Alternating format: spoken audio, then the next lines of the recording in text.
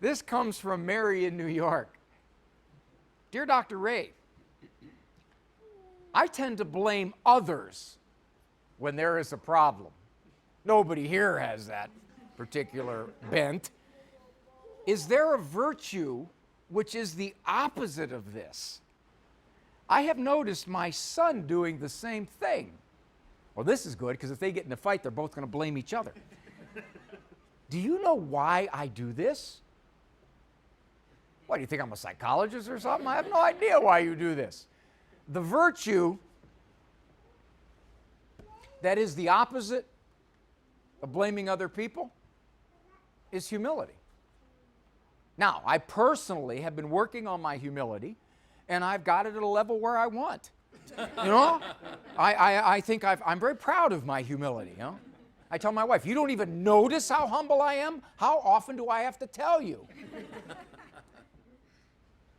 It's easy to blame others. As a shrink, I have noticed the folks most likely to blame others are the most insecure. I blame you. The problem is not me. I'm not an inept human being. I'm not an inadequate human being. I didn't do that. Humility basically says, of course, I can be wrong. I can do hurtful things. I say bad stuff. I admit it. But that doesn't mean I'm a wretch. It doesn't mean God doesn't love me.